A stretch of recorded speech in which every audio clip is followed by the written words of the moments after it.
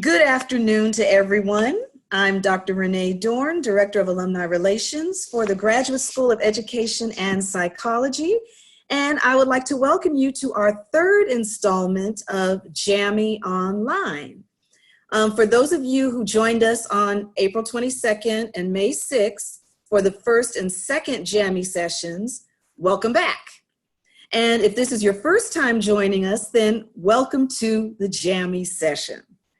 Let me start by giving a quick overview of what JAMI Online is.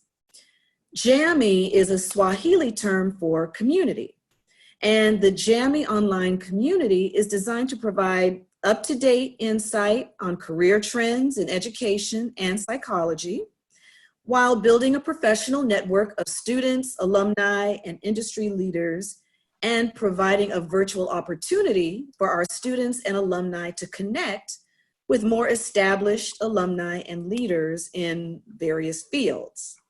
And so today we are extremely excited because it seems like this is our international JAMI session. And I'm thrilled for all of you to meet our speakers. But first, let's hear from our Career Services and Alumni Relations team so that they can introduce themselves to you. Hi everyone, my name is Sofia Enriquez and I'm the Alumni Relations Analyst for GSEP. Hi everyone, my name is Yas Hardaway and I'm the Executive Director of Career Services for GSEP. Welcome. Hi everybody, my name is Nadine Surratt and I am the Assistant Director of Career Education and Counseling with GSEP Career Services. Hi everyone, welcome. My name is Frania Arroyo, Career Services Specialist here at GSEP. Hi everyone, my name is Io Tejada. I am the Graduate Assistant for Career Services and I am also a Master's student in the Psychology Division. Hi everyone and welcome to our JAMI Online. My name is Parsa and I'm also a graduate student and I'm a student myself at the Clinical Psychology program. So excited to be here. Wonderful. And thank you to all of our Career Services and Alumni Relations teams, and definitely thank you to Yas Hardaway, because this was her brainchild of putting together JAMI Online. So thank you, Yas. Before we get into Pep Pray, let me just mention that because of everything that is going on within the community regarding the coronavirus, the protests that have been taking place, to bring awareness to the fact that Black Lives Matter and to the injustices occurring against African Americans in the US and really around the world. Pepperdine's Graduate School of Education and Psychology has put out a statement actually yesterday, and so I wanted to read that before we got started. And the statement reads as this: "We believe that Black lives matter, and we stand in fierce solidarity with our Black students, alumni, faculty, and staff. Through our actions and driven by our faith, we are committed to becoming a stronger ally to the Black community around the world and standing against anti-Black racism in all of its forms." Now, because this went out yesterday was Blackout Tuesday, and so they said, "Today we are silencing our social media channels so Black voices and messages of anti-racism in our community and beyond can be heard and uplifted." And at this time, I would like to introduce Parsa, and Parsa will introduce you to Pep Pray. Thank you so much, Dr. Dorn. So as Dr. Dorn mentioned, first I would like to lead us in a prayer and also discuss about this project that we just launched about 2 weeks ago called Pep Pray. But let us pray first and then I'll discuss that. Heavenly Father, we just come before you, Lord, and we just seek your grace, Lord. We ask for your peace for our lives. And Lord, as it mentioned, we come to the knowledge that Black Lives Matter, Lord, and we just so grateful for this community that we have in our school and throughout our nation, Father. We know that there's so much things that has been done, and we are grateful for them, Lord. We just pray for your protection, for your peace in our lives. And Lord, as we go through these challenging times, I just pray that we all look within our heart and see what biases we have toward other people from every gender, ethnicity. And Lord, we ask for your light to shine upon our heart and for you to guide each one of us. And we are grateful for you. We love you. Pray all this in your name, Jesus. Amen. Just a little short brief about PEPRE. We put this program together because we understand this time is very challenging. We've been going through this pandemic for a while now, and that's how the idea started. So it's just a safe place and a non-judgmental space for those who are interested to pray. We welcome all faiths, and we have over 22 volunteers from our staff, students, who are willing to pray for you. And we are grateful to have this chance that we can get closer as a community together. So I'll ask Yas to please provide the PEPRE prayers request submission, and you can just fill it out. Either you can either put your name or do it as unknown, and we'll be more than happy to connect with you. Thank you.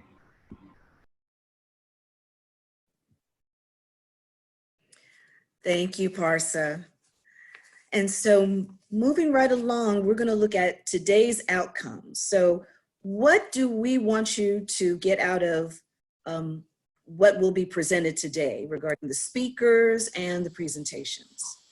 So first, we would like you to gain insight into how the current health crisis is impacting consulting firms and entrepreneurs in private practice, mental health technology, organizational consulting, and higher ed teaching. And then two, we want you to gain insight into the AI-powered virtual interviewing landscape and strategies for effectively navigating your own virtual interviews.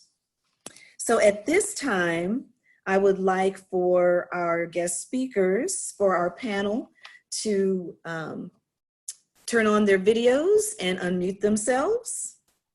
And so for our panel today, I'm so excited. We have Dr. Sifakazi Ntitha. She is a GSEP alum. She's the Chief of Staff of Deloitte Africa Consulting, and she's also adjunct faculty for University of Stellenbosch Business School. I hope I got that right. Next, we also have Dr. Santor Nishizaki. He's also a GSEP alum. He is the CEO of Mulholland Consulting Group, LLC, the former acting city attorney for the city of Cudahy, and adjunct faculty for Pepperdine, Cal State University, LA Northridge, Long Beach, University of Laverne, and Los Angeles Valley College.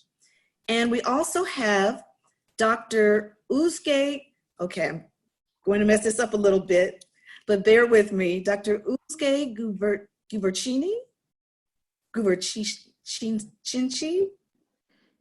Thank you. Ozge Guverchinchi.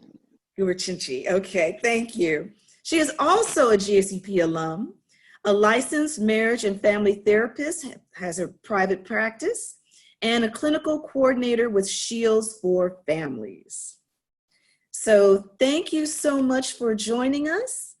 Let me get started with some of the questions I have for you. So the first question is, please share your current roles and responsibilities and tell us about the organization and how long you've been with the organization or been in private practice.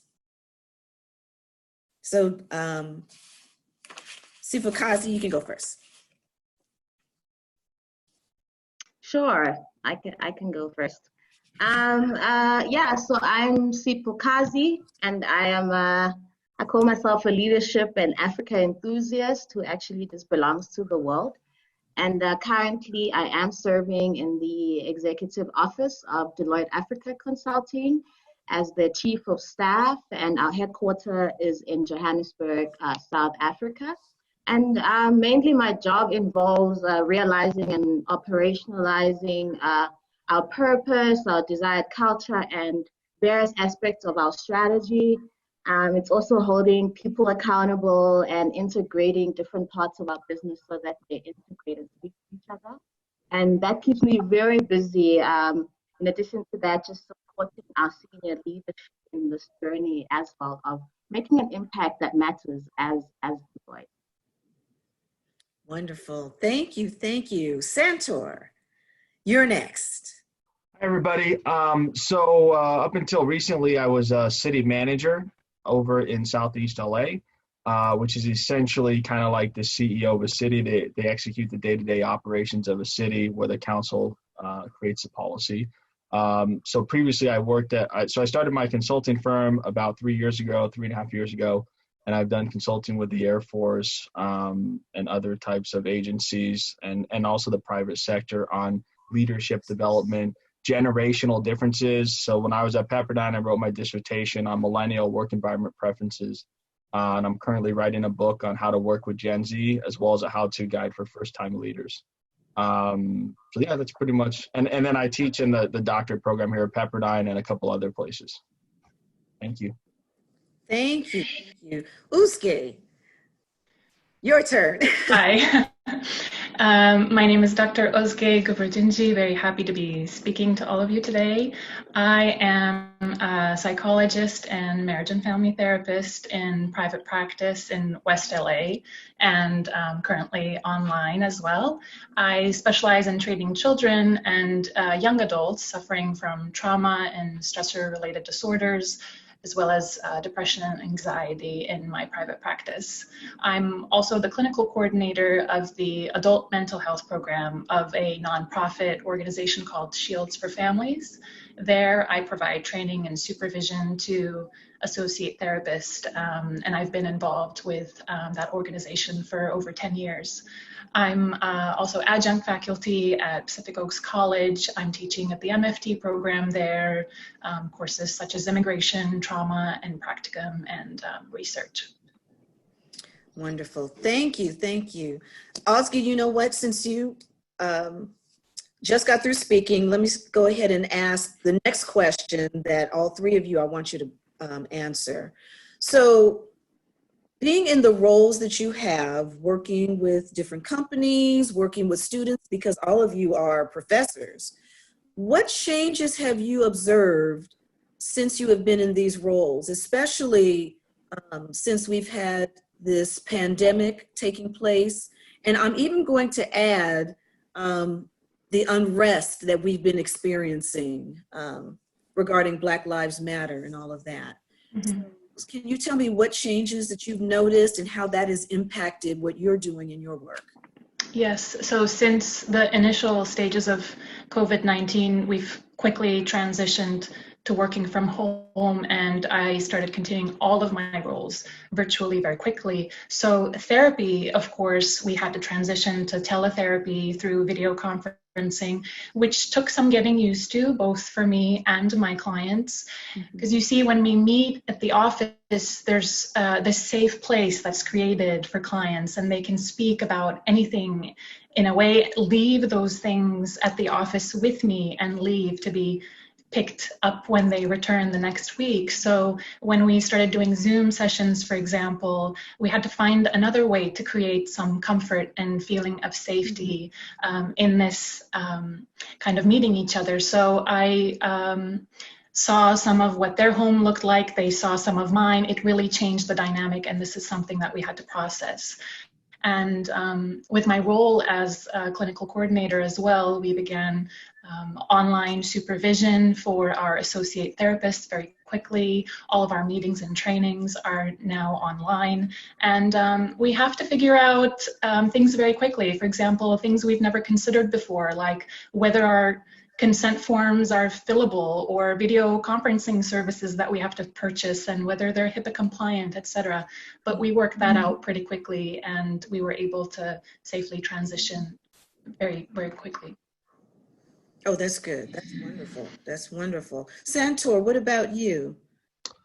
Thank you. So I guess the first thing, I'll just talk about the teaching. I remember I was teaching a class at Pepperdine. Within very quickly, we went fully online. And ironically, I was teaching a class on e-learning for the doctorate program.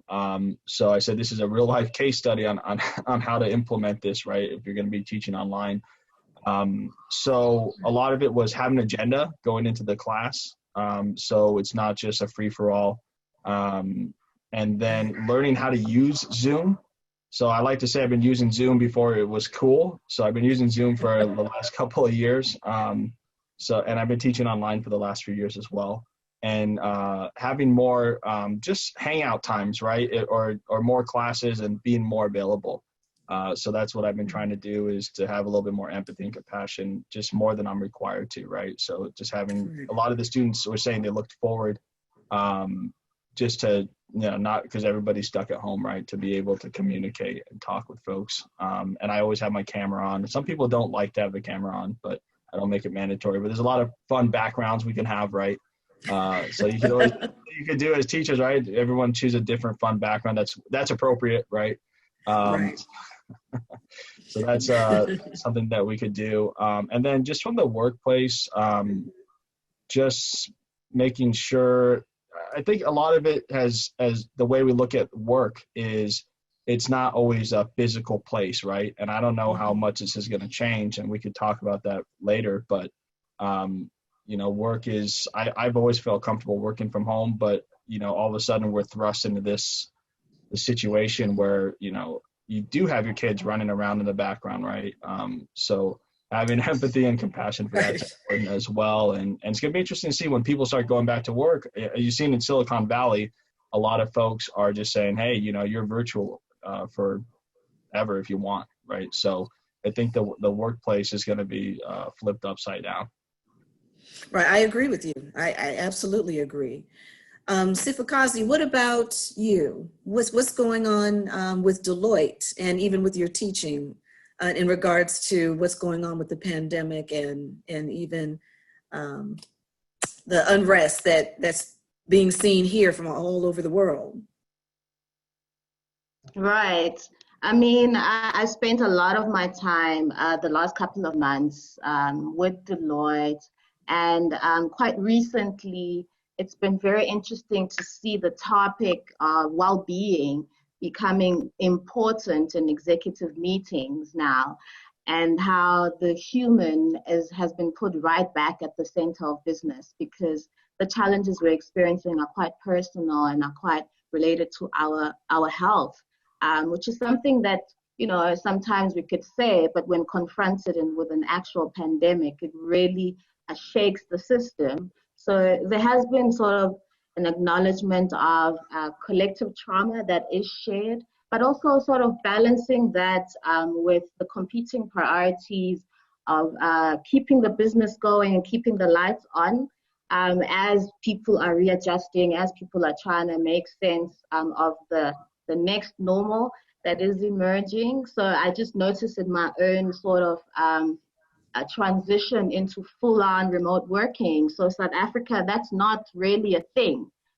So the COVID pandemic has really accelerated that for us. And mainly, I took the role at work of running our internal communication strategy, because that has become now even more important during COVID and responding to that and leading our people through this mindset of thriving. And that really has become the main focus of the mindset shift, while at the same time equipping our staff with all the necessary infrastructure and tools to work remotely. Because as you know, also, technology and that sort of infrastructure is something that we're still working on.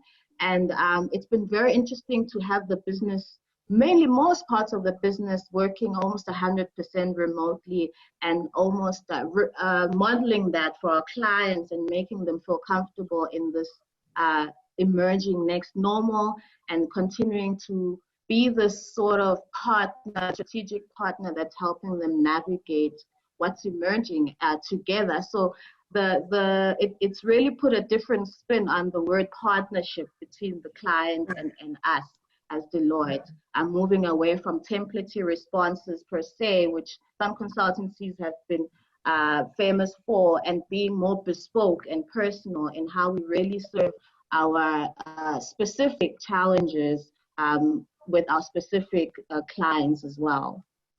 So that's been a huge challenge. Now, you mentioned some the challenges with clients. With the pandemic and even the things that's going on in the US, does that affect how you work with your clients? Because since you're in Africa, yes. does what happened in the US affect you a great deal? Absolutely. I mean, especially if you are in a global organization, or rather, if you also see yourself as a global citizen. You know, we've gotten so much access now to, we are living in a global village. So when there's trauma in America, we feel it almost immediately when you go into your social media, when you go into your LinkedIn. And, you know, I am a Black person, so there is definitely like resonance there with everything that's going on. And I lived in the US as a Fulbright scholar when I was with GSEP, and I definitely resonate with the culture there, and my heart really goes out to what's happening. Hoping that all parts of just oppression all over the world are sort of addressed during this time, as everything is chaotic and up in the air. I'm still an optimist. I'm always like, when everything is up in the air, anything is possible, really, and the good as well, which sometimes we fail to look at when confronted with such turmoil, which is also fair. That's true. That's understandable. Now, one thing that you had mentioned, that you were a GSEP student here in the U.S. and Ozge, you were also from outside of the U.S., correct? You're from Turkey? Yes, I was an international student at GSEP. Yes, so for both of you, what kind of advice would you give international candidates who are interested in, one, coming to the U.S. to take Pepperdine classes at GSEP, and even when you're looking for employment? How difficult was it for you to be here in the U.S. as an international student and then looking for employment, possibly in the U.S. and outside of the U.S.? And that's for both of you. Sure, I can start.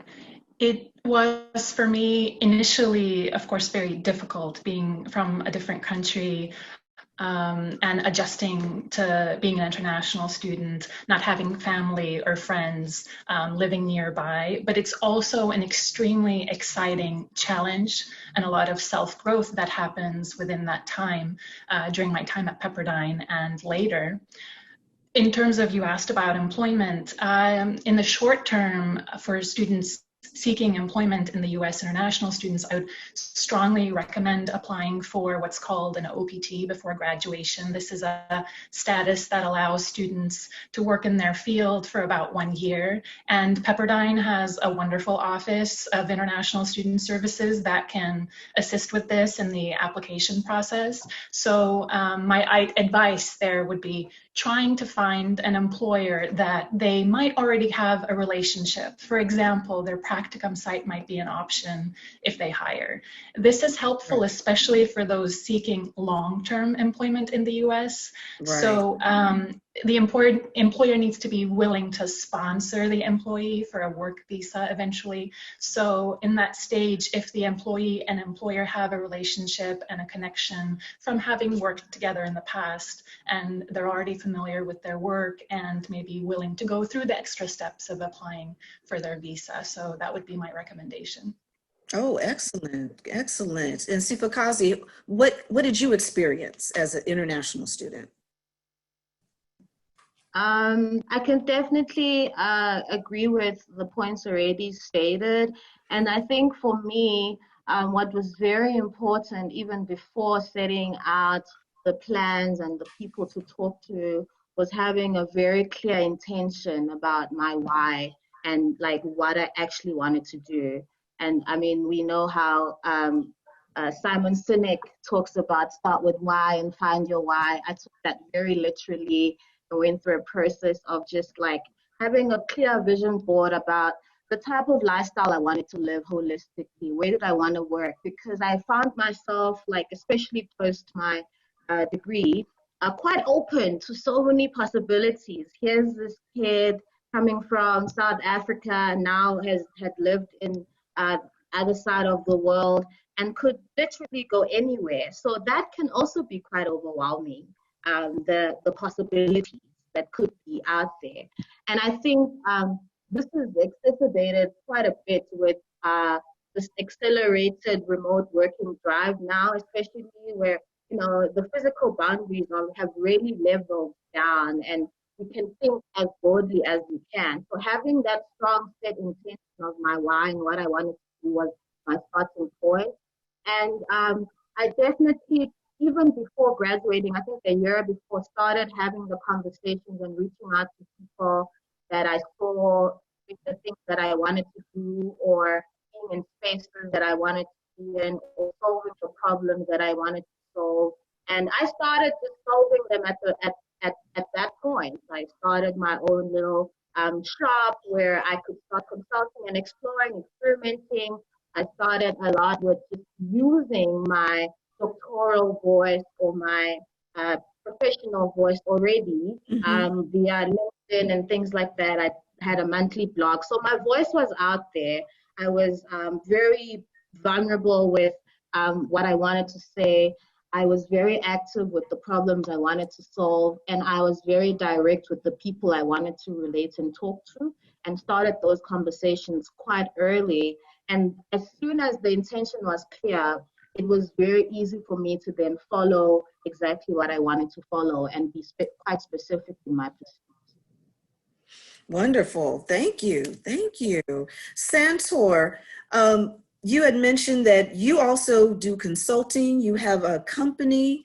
And so with everything that has been taking place, what strategies do you use to generate business for your consulting and your practice, especially since your focus is with millennials and Generation Z? And so how is that working with the different companies that you work with? That's a great question. I guess, well, since I just finished my city manager, I guess you could say, tour of duty last week, my whole plan has been all along to just kind of, I don't know if everyone's read The 7 Habits, right, which is sharpening the saw, which is, trying to finish my book. I was called kind of last minute to do that, to do the city manager position. So I kind of had to put that on the back burner. So finishing my book, getting my website updated. I'm starting my podcast within the next few weeks. So just continuing to do all of that in this time where people are available to probably do a podcast right in the middle of the day. Right. And just try to look at as an opportunity to slow down and finish everything that I was doing, because I kept getting pulled in other directions by clients before, in a good way, right? That's a good problem to have. And then I'm still getting, speaking with clients about doing some, by the way, I'm a Gallup certified strength finder coach. So I do a lot of those trainings. So I've had people reach out to me to do some virtual strength finder trainings. And the cool thing is now with Zoom, the whole world has opened up, right. To me now. So I use that even in the classroom with getting guest speakers to come speak, people from outside of California, outside the United States, right? So I just try to look at it as an opportunity. Oh, wonderful. Wonderful. So I'm going to ask you one more question, because it seems like it's so interesting listening to all three of you. I could go on for like a few hours, but just to ask you this last question, for everyone who is interested in possibly working in consulting or becoming a consultant or starting their own business, what 3 pieces of advice would you give them in order to get started, or even where you're working, possible opportunities that are available in your location? So I'd like to go back to the start with why. I gave it a thumbs up earlier, Simon Sinek, right? Which is you really have to know your why. That's the first thing you got to do, yeah. Which is what makes you passionate. For me, I love helping other people. I think if we make better leaders, they'll treat their followers better, and then they'll go home happier, and the world will be a better place, right? With strong leadership and taking care of the folks that you lead.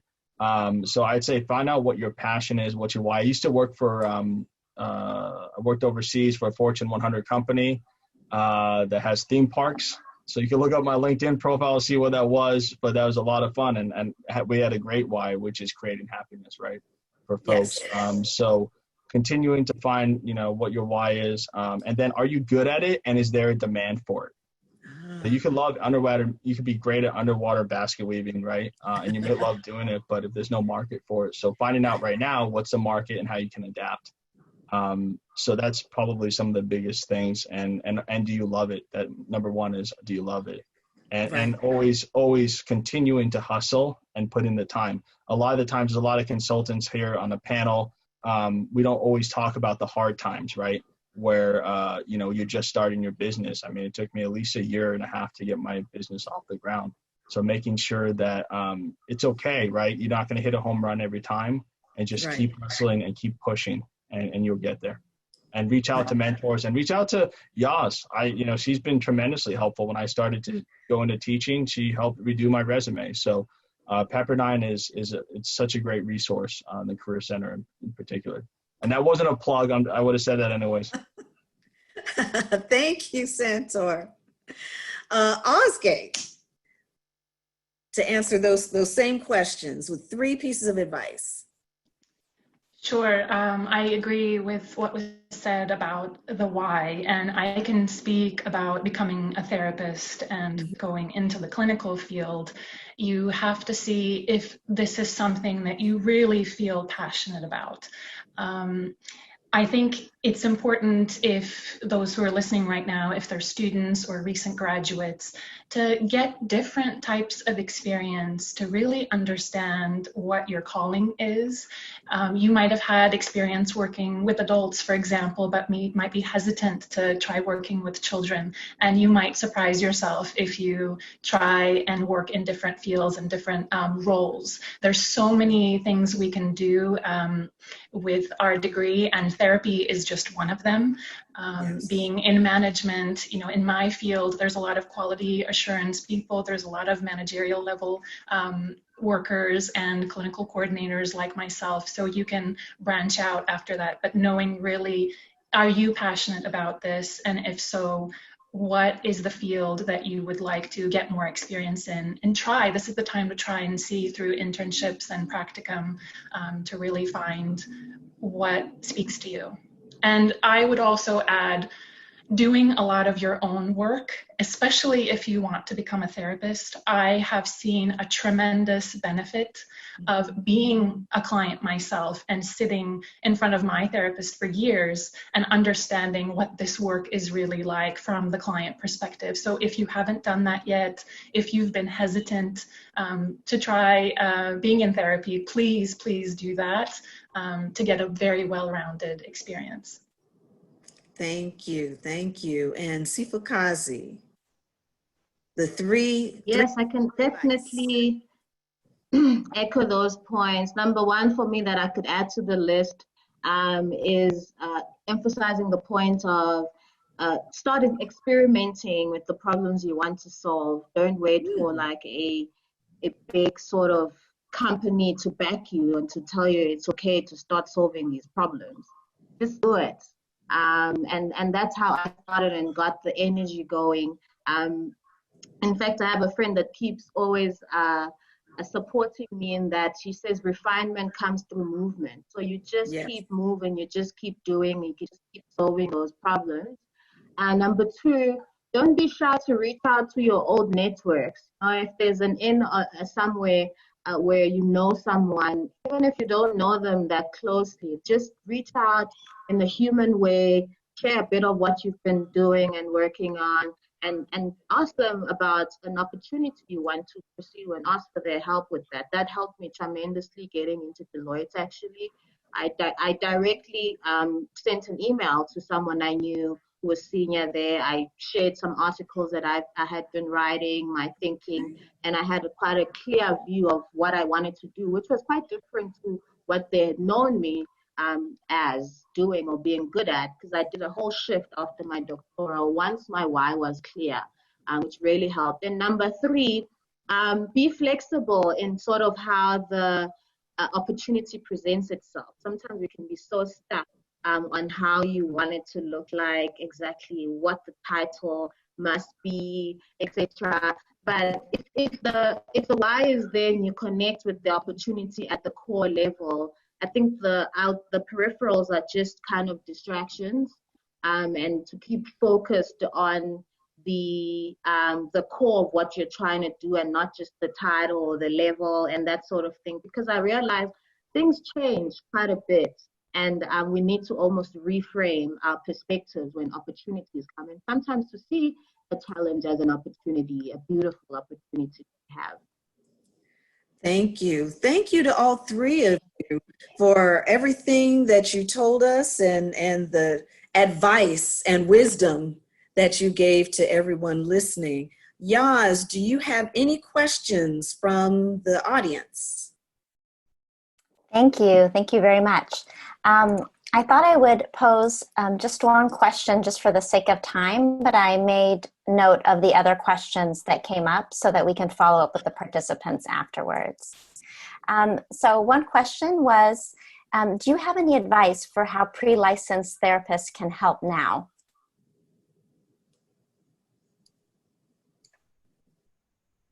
So Dr. Osgood, it's probably directed more to you. Sure.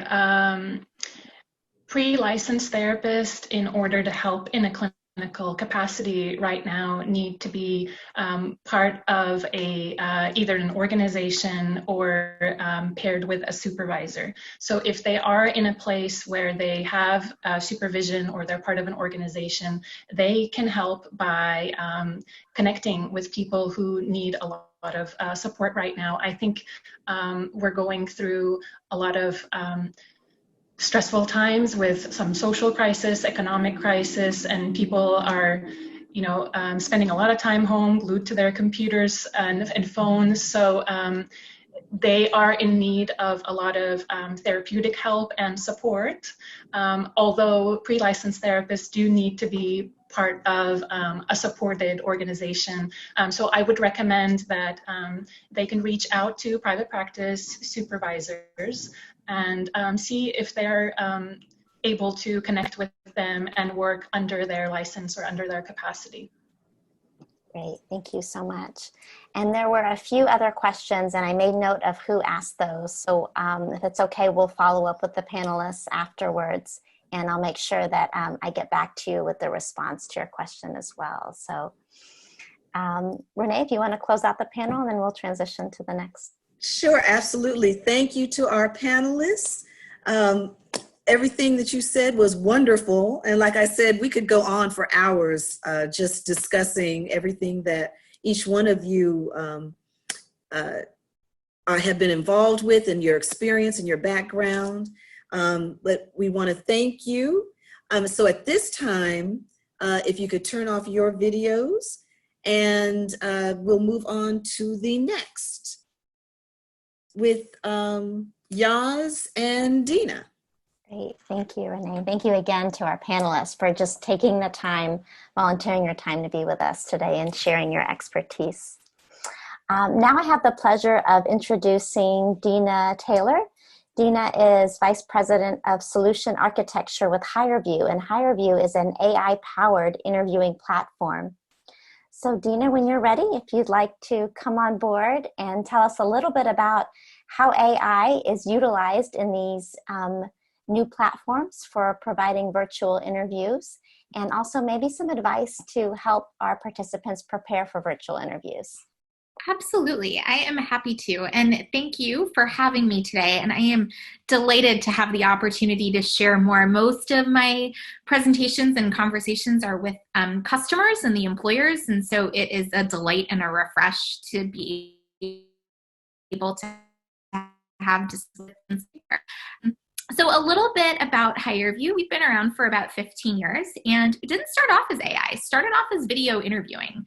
This is just a snapshot of some of the customers that we've worked with. So if you've ever taken a video interview, whether it has been live in a two-way interaction or a recorded interview where you record your responses and somebody reviews it at some time, in all likelihood, it was done through a HireVue interview. We have 750 customers worldwide, and I really wanted to spend time today talking about how these customers leverage our solution to hire grads, whether early career grads, or individuals who have experience, decided to go back to school, gain additional education, and then go out into the market. All of the customers that you see on this logo leverage our solution to hire graduate students and individuals who are entering into the workplace. So I'm going to spend a little bit of time talking about a case study, how the solution works, and what to expect if you are ever given the opportunity or going through the interview process with a solution like ours. So Goldman Sachs is a really good case study of ours that has leveraged the solution. If you Google the Goldman Sachs HBR, which is Harvard Business Review article, you will see a case study on this. I'm also happy to share it with Yaz, who can share it directly with all of you as well. But Goldman has done a couple of things, and I think especially relevant in these days where career centers may not necessarily be hosting in-person job fairs for obvious reasons. There's a lot of uncertainty about what can happen in person versus what would happen in a more virtual world. What is not uncertain is that organizations are still hiring. They're just having to switch quickly and pivot quickly to that virtual environment. And Goldman Sachs is a really good example for that. So Goldman was able to increase their diversity hiring, increase their candidate reach, and they did that without stepping foot on the campus. They leaned on the Career Center in a slightly different way. They partnered with career centers to leverage technology, get more individuals to be aware of how to go through the interview process. And candidates, grad students, ended up taking a HireVue interview instead of meeting with a Goldman recruiter on site. And this is becoming a common instance and a really important use case, especially, again, when it comes to this virtual world that we have all been living in. And so this is what we do from an AI perspective. So graduate students who are going through the process go through a HireVue assessment. Again, virtual environment, and I'll walk you through what the solution looks like. But this is what we're doing when we're assessing. So we have determined through a lot of research and a lot of work and a lot of effort, we've collected over 15 million interviews that have allowed us to do a deep dive into really understanding what competencies and behaviors and cognitive skills are relevant for grads to have when it comes to them entering into the workplace. And there's nuances to this, right? You might be entering into a very specific field that requires additional skills or additional levels of experience or education. And that's very important and very relevant. And we can assess on that too. But at the core, what we look for and what customers look for are strengths in these areas, which is adaptability, communication, dependability, willingness to learn, the ability to drive for results and have initiative, problem solving, team orientation. And so through a series of interview questions that are done in a recorded environment, you're asked a question and then you're recording your response on camera, we're able to assess those responses using natural language processing, NLP. So we'll take the response, transcribe it, and then look for patterns and words that are used in that response and compare them against a bunch of other responses that has told us essentially what good looks like. And that's allowed us to say, this is how you can identify really strong candidates really quickly who have these particular behaviors and these particular competencies. When it comes to cognitive skills, we do that through gameplay. And so when you're going through the HireVue experience, you're answering some video questions that will assess those competencies, and you'll go through some games that are assessing cognitive skills that are relevant for the role. And this is a snapshot of what that looks like. So you'll receive an invitation to take a HireVue. You can complete it on a mobile device or through your laptop or computer, as long as you have a front-facing camera, as well as speakers and internet. You would then be asked a series of video questions. There are 6 of them that cover the competencies that I shared on the previous screen. And then you would take a couple of games. You would play those games. It takes about 5 minutes in total to play the games. For any STEM roles, and I don't think that that applies to this audience, but for anybody that is looking to enter into data science or a more senior level engineering type role, we would also have the ability to assess on those as well. And what the users see is this output on the right-hand side, which basically tells them where to spend their time when it comes to those grad students. For the candidates, for the students who are going through this process, there are a couple of really powerful things. You get immediate feedback. So you get a report that says, this is how you did, and this is what your strengths are, and this is what your areas of development are. And the process is fast. It's about 20 minutes or so. And you are offered the opportunity to move into the next step of the hiring process really quickly as well. The customers that have used, and this just breaks down sort of the solutions that I just talked about, but the customers that we partner with, Goldman Sachs, Bank of America, PricewaterhouseCoopers, Accenture, Deloitte, they're seeing some really impressive stats, especially when it comes to diversity. Because what's happening here is every single person is being asked the exact same questions in the exact same order. They're given the exact same amount of time to complete it. There's no bias in the assessment process. So you don't have a hiring manager who might say, you know what, I went to Loyola, so I'm looking for grads that graduated from Loyola, which is what we call policy bias, right? Everybody has this sense of policy bias. I live in Orange County, I'm an Angels fan and not a Dodgers fan. So there's certain things that you automatically think about unintentionally, but that bias automatically exists. What this process does is it eliminates that, and it takes away the potential of inserting additional bias into the process. So again, you are being compared against everyone else in the most objective, fair way as possible. You take the experience on your own time, at your own convenience, and what is seen is actually more people getting hired and more diverse people getting hired a lot faster.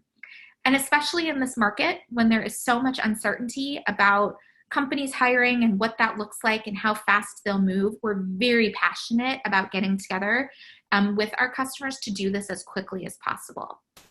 For the candidate side, for the graduates, what we've done is we've created a practice portal for all of you, which again, I'm happy to share directly with the career services team in the event that anybody wanted to experience it. But it allows you to go in, get really comfortable with the solution, best understand what the experience is like. And that way, it'll allow us to gather feedback also. What do you like about the process? And what do you not like about the process? And that's something that everybody needs to know, because it is a process and a technology that is purpose-built with the intention of helping people get jobs and get jobs as quickly as possible. So I know one more minute here, and I wanted to just touch really briefly on some work that we're doing with that diverse space, right? So we've partnered really closely with an organization called Integrate, which is the Autism Employers Advisors, as well as Business Disability International. So in the spirit of diversity and inclusion, we're also aware that things and individuals who sit on the neurodiverse spectrum, that's also considered a component of diversity as well. And we want to make sure that this is a process that is very unbiased and really increases an individual's chance of getting a job. So all of these businesses we partner with to make sure that the questions that we're asking and the AI that we're using is really fair and objective across the way. So with that, I will pause. I could talk about this for a really long time, and I wanted to be respectful of time, of course, but just share again a little bit about who we are, the competencies that we assess for, and the cognitive skills that we assess for our grad students, as well as some of the companies that we work with and a case study. And again, I'll share a couple of those supplemental docs back with the career services team for anybody who's interested in learning more. Thank you, Dina. Just two quick follow-up questions. One is how any accommodations that are made for those who are homebound, have kids and noise in the background? And the second one is it possible to take a practice interview? Absolutely. So I'll answer the practice interview question first. But when you apply for a role, you have the opportunity to practice anytime you want. But we also have created a practice portal for anybody that just wants to go through the experience without applying for a job necessarily. So I'll send that over to the Career Services team as follow-up. Happy to do that. For noise and background, it's a great question. We're all experiencing it. I have a 5-year-old. He marches into my office sometimes with no warning, and I just have to shrug and say this is the part of the world that we live in. The nice thing about this process is we don't pay attention to the background. So none of the AI that is being used is looking at what a person's background looks like or what your face looks like. None of that is factored in. We care about your response, the words that you're using, and what goes into that answer. Great. Thank you so much, Dina. Similar to our panel earlier, we could talk for a while now, asking you a lot of questions. So, but thank you for giving us the high level of what HireVue is, the technology that's used, and also how it's used to diversify the workforce. So thank you for the work that you're doing. And that would be great if you'd be willing to share those follow-up resources that we can include that when we send the follow-up to this webinar. So thank you so much for being here. So I'll now transition for the last part of our webinar. I'll hand it over to my colleague, Sofia Enriquez. Thank you. I would love to introduce you all to Dr. Marcia Chinichian. She is an alum and adjunct professor for GSEP. She's also an organizational consultant for Guiding Light Consulting Corporation, and she's also the chief science officer for one of my favorite apps, which is Mindshine. It's a science-based mental fitness app. So with that being said, welcome, Dr. Chinichian. We're super excited to have you here. And before we begin on the demo of the app, I just wanted to quickly ask how this app was created and what makes this app so unique from other apps in the same mental fitness category. Oh, thank you so much for having me. I really appreciate it. And very grateful for Career Services and Alumni Relations for including me. The app was actually born because there is such a, personal development is a really common topic. It's a hot topic. There are a lot of books, self-help books. There's a lot of podcasts. There's a lot of information coming into us, whether it's on our news feed and we're reading articles that it says 3 ways to be happier, 2 ways to be more productive. It can be quite overwhelming on how to really improve oneself. And in the millennial space, about 92% of millennials have personal development goals, and about 70% of them are not happy with their progress. So this is really the reason why Mindshine was born. It's to help people actually be guided to apply all this wonderful, insightful information that's in the positive psychology, leadership coaching, or mindfulness space. There isn't any other app on the market at this point that has this same combination where it's very action oriented, it's a digital coach, and it guides you through the steps. Great, thank you. I personally love the app myself. So I'd love for you to do a quick demo of the app and just guide us through everything that the app has to offer. Absolutely, absolutely. So, let me share my desktop really quick. All right, can everyone see my screen? Is it being shared?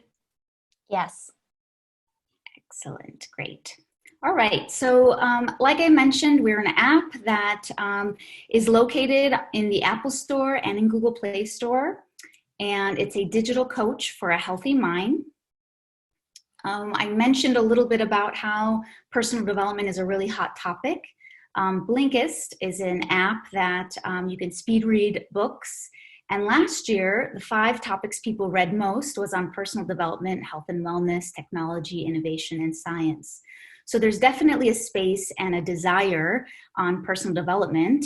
And this is, like I mentioned, one of the reasons why Mindshine was born and put together by an international team, and it's headquartered in Munich, Germany. We have a one-of-a-kind training program that really helps and guides individuals, enabling them to grow. The panel earlier tonight spoke about how important the why is, and Mindshine has incorporated helping users identify the why as a starting place. We have a holistic mindset training from positive psychology, mindfulness, leadership coaching. There are 10 to 15 minute actionable exercises each day. You can train anywhere at any time. They're easy to understand, and you can apply the concepts throughout your day and train based on your personal development goals. And so that's how it is you're able to train based on the goals you set. And we offer personal development goals in the main areas like managing stress and anxiety, confidence and motivation, productivity and performance, and positivity and well-being. We have over 13 training plans that are 4 weeks long. So you can train for a goal that will be for 1 month.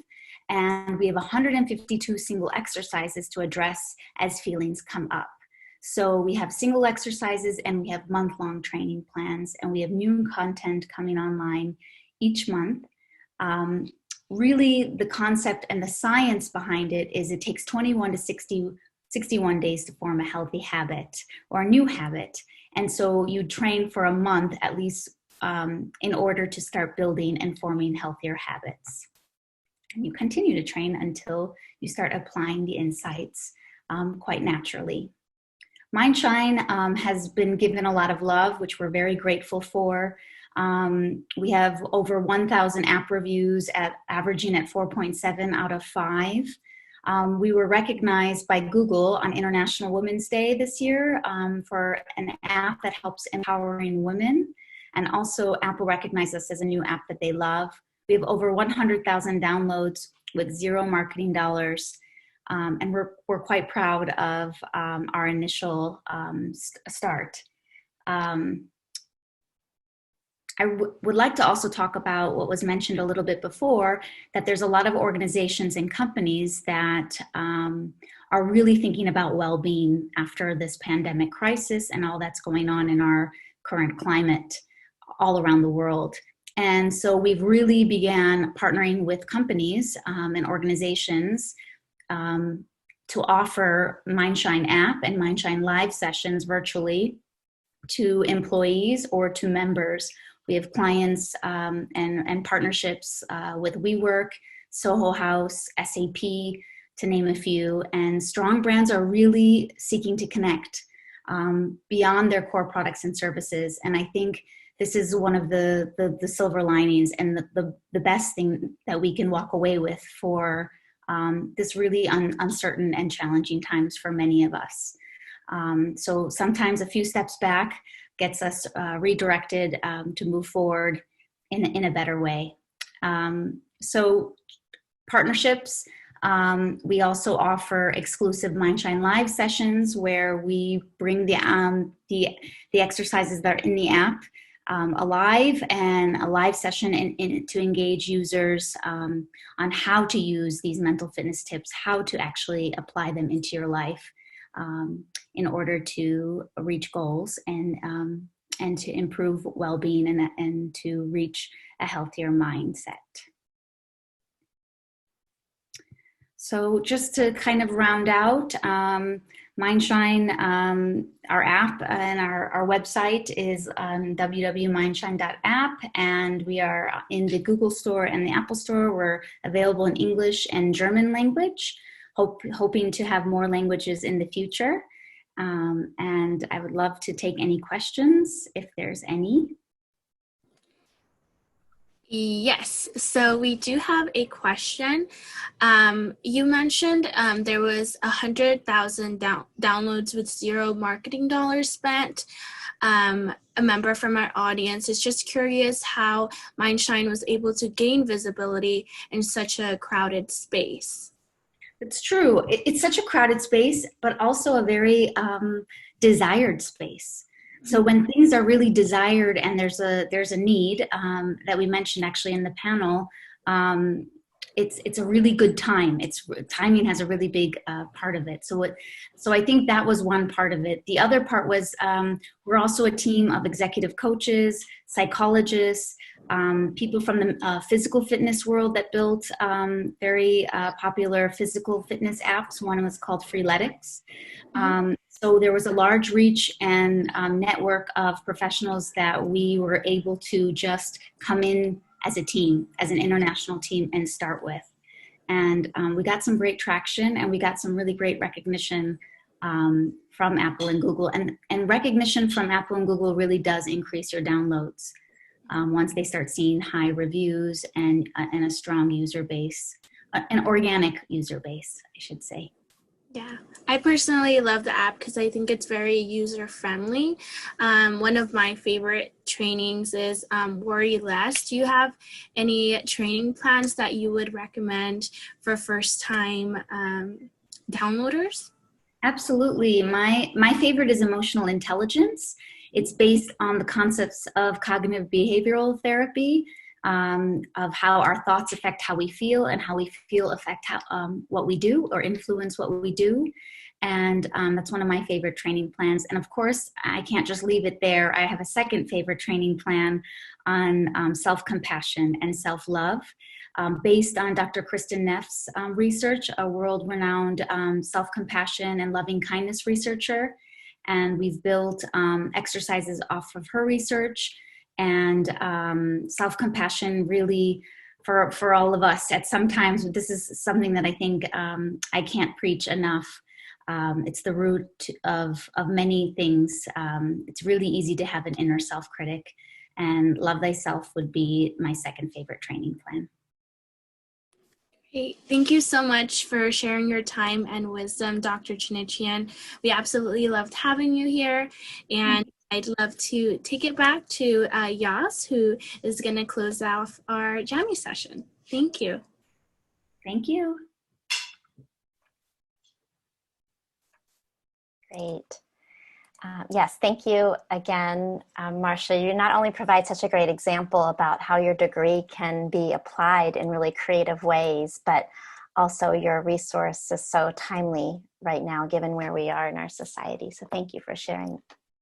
Thank you so I just wanted to remind all of you before we close out that our career services team is here for you as you navigate your next career step, and particularly during this time when the economy is feeling a little bit shaky.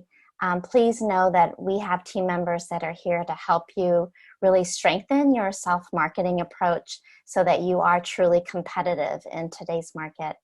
I just want to remind you of a few resources. So Handshake, which most of you are probably familiar with, is our career management system. And on there you will find employment listings. You'll find professional events that are being posted by our employer partners. Career resources, so sample resumes, creative resume templates, networking strategies, informational interview, sample scripts, etc. And you'll also have an opportunity to sign up for appointments. So we offer virtual 30, which are quick 30-minute self-marketing consultations. So if you need help with developing your resume, cover letter, LinkedIn profile, job search strategies, interview preparation, we're happy to help you, and we offer those at your convenience. And then we also offer 60-minute virtual career counseling appointments. So for those of you who are still trying to clarify what your next step is, or you need an industry-specific job search plan, please feel free to schedule an appointment with us, and we'd be happy to support you in that. So I'm putting some links in the chat that I just want you to be aware of. The first one is a link to Handshake's blog on who is hiring. So they have a list of employers who've been recently added, just so you know, in our current economic situation, who is posting right now.